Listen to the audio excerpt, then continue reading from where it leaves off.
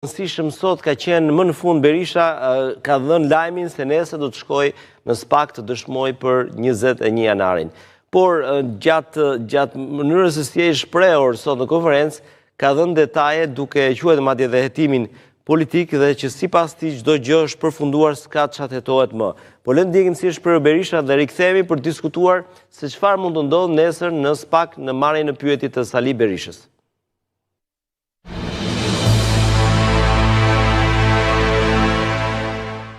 Do shkoj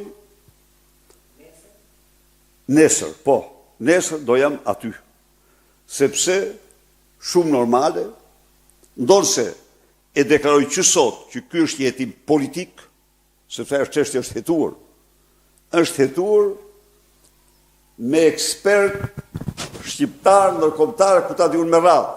Është hetuar ajo. Gjykata e Strasburgut tha krim shtetëror. Vrasje shtetërore, kam thënë unë atë. Përpara, pse e kam thënë? Sepse ka vrasje me dashje, ka vrasje pa dashje. Roja ka ligjin. Roja e gardës, e cila do roje, vepron mbi bazën e ligjit. Dhe lexoni ligjin çfarë thotë. Po të gjuaj ty. Bëshinaj, po vazhdoj të gjuaj.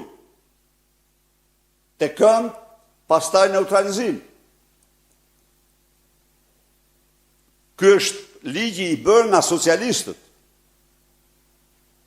Dhe në qoftë se fillimisht u tha se janë pluma nga afër, çka linte për të nënkuptuar që ishin demonstrues që kanë gjujt njëri tjetrin, më vonë u tha jo. Ajo ekspertizë nuk ishte e drejtë, por janë nga distancë. Atër, e kam thënë dhe them, ato janë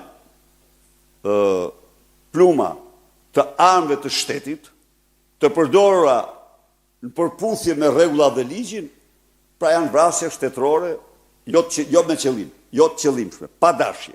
Ky është vlerësimi dhe edhe këto quhen vrasje shtetërore. Po tjetër gjë kam thënë unë, për ta ditur ju, edhe për Gërdecin. Pse për Gërdecin e kam thënë? Sepse mbi këqyrjen e kishte shteti.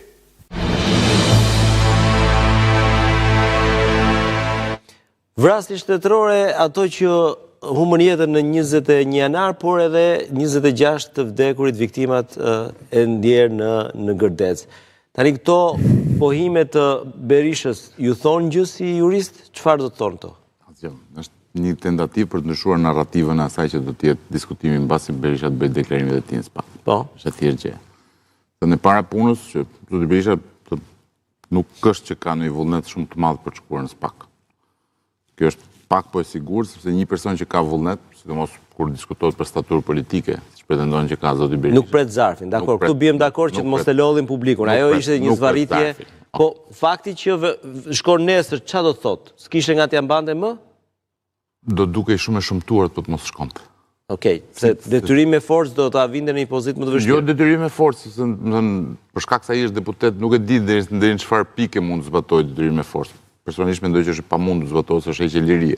Okej. Por ndërkohë do vjen një pozitë në atij personi që ndoshta se thotë që unë shkoj kur dua, kur më thrasem, unë paraqitem gjithmonë, pastaj bën këto zvarritjet e vazhdueshme për të mos shkuar. Një e dyta.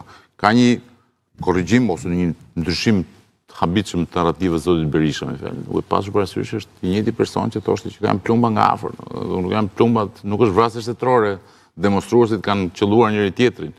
Dhe të mos harrojmë një gjë të madhe që për këtë ngjarjen PD-ja në atë kohë ngriti komisionet timor parlamentar për të provuar që bëj fjalë për. Interesant. Po ti kishim ato pamje do ishin shumë interesante se çfarë nuk është thënë aty te ai komision. Po që është vullnet politik për ta drejtuar hetimin pikë. Dhe nuk mund të vish sot ti mbas 15 vitesh dhe deklarosh që jo unë kam thënë që është krim shtetëror.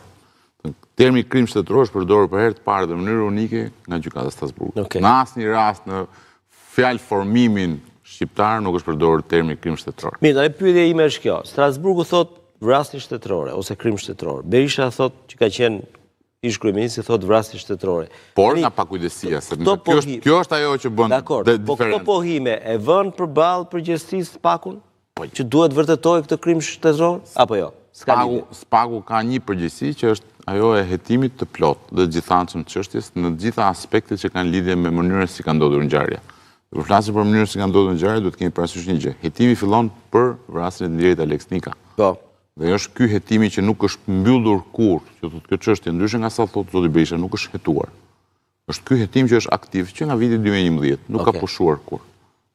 Me gjithë përpjekjet e prokurorisë, gjykatave shqiptare që ta pushonin këtë çështje, për fatin tonë të mirë, patëm një gjykatë jo shqiptare që vendosi që çështja duhet vazhdojë të hetohet.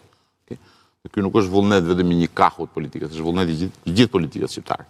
Që çështja të mbyllen me ata dy që u dënuan, me Agim Lupën dhe Andrea Prendi dhe gjithë pjesa tjetër dilte e pa hetuar fare. Dhe problemi është gjykata e Strasburgut kur ka bërë analizën e gjës, ka thënë që ajo që ju duhet hetoni nuk është vetëm ekzekutori material, do të thotë kush është ai që qëlloi plumbin që solli vdekjen e Nderit Aleksnika. Ju duhet hetoni dhe gjithë procedurat që janë ndjekur gjatë gjithë kohës, duke filluar që nga organizatorët, mënyra si organizoha, kush ishte përgjegjësia e organizatorëve, kush ishte qëllimi i organizatorëve në atë protestë, dhe cili ishte sjellja e institucioneve shtetërore përfshirë këtu Drejtorinë e Përgjithshme të Policisë, Gardën e Republikës, Ministrin e Brendshëm, Kryeministrin dhe gjithë segmentin pastaj që vjen pas ngjarjes, se nuk ka hetim vetëm deri në momentin që ka ndodhur ngjarja.